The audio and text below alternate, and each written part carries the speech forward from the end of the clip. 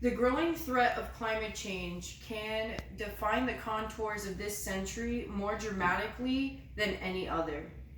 Humanity is standing at a crossroads, and now we must choose what path we will take. I am here to prove that global warming and its effects on climate change are a real threat to our society, and it came to be via human activity on this planet. Some of you might be asking, what is global warming and climate change? Global warming is a phenomenon where we see a rise in average temperatures in Earth's climate system. It is what drives changes in weather patterns, extreme weather events, and the arrival of seasons. Global warming and its effects are otherwise known as climate change, making them one and the same.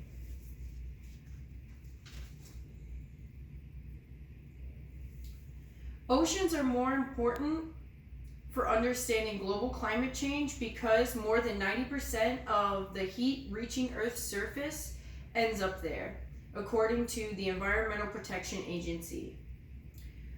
Temperature records scaling back to the early 1800s show the signal of rising heat significantly emerged in the tropical oceans in 1950.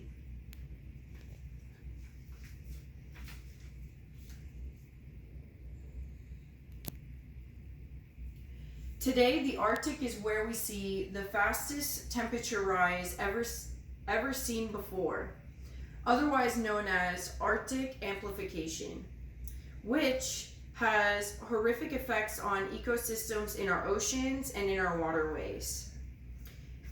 As you can see, the red area is the Arctic amplification. Increases in global temperatures means that ecosystems are being changed. I say they are because this is happening as we speak, every day all around the world, to specific keystone species who are being forced out of their habitats, possibly to extinction because of these climate changing conditions.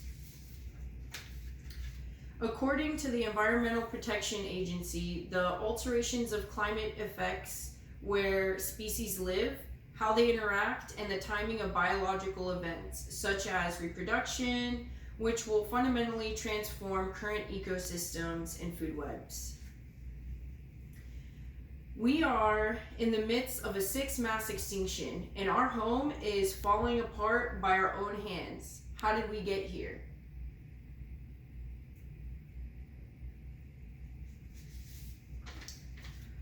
When the industrial era arose, this is when we began to change the chemistry of our atmosphere by contributing massive amounts of CO2, otherwise known as the most prevalent of greenhouse gases.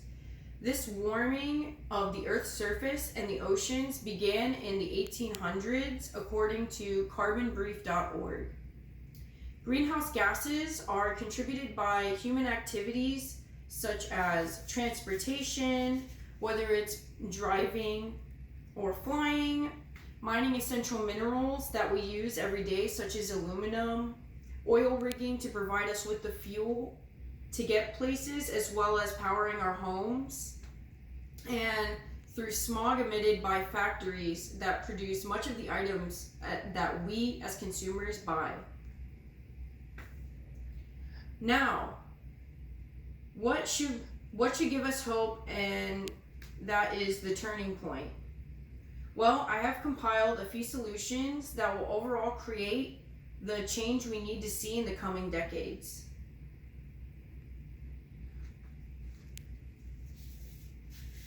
According to the National Wildlife Federation, not all means of fighting climate change involve shifting of technology. Some things as simple as protecting our nature reserves can provide a very easy and more cost-effective solution, which in result is a win-win situation financially and environmentally.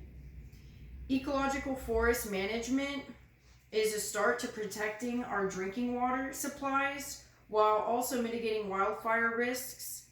This is due to half of the nation's water supply residing within our forests themselves.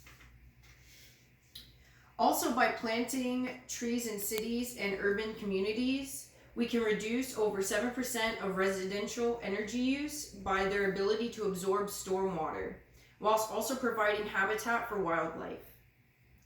Coupled with planting and protecting coral reefs, according to the National Wildlife Federation, gives us the opportunity to reduce 97% of incoming wave energy, which reduces the effect of erosion of coastlines and the prevalence of storm surges overall, saving a lot of time and money. And finally, yet another effective way in reducing pollution on our planet is by recycling plastic, paper, cardboard, aluminum, and glass. In doing this, it allows us to reduce our dependence on landfills as well as reuse the materials for future use. This overall provides us with a less wasteful and more environmentally friendly lifestyle. In conclusion, at some point we must accept responsibility that this is the life and world we created. We collectively must take as many steps as possible to fix the problems us as inhabitants of Earth have caused. There are many more things we need to accomplish, but for now, I hope I have proven to you that climate change is a serious problem and we and the following generations are facing. And we must act accordingly now before it's too late. Thank you.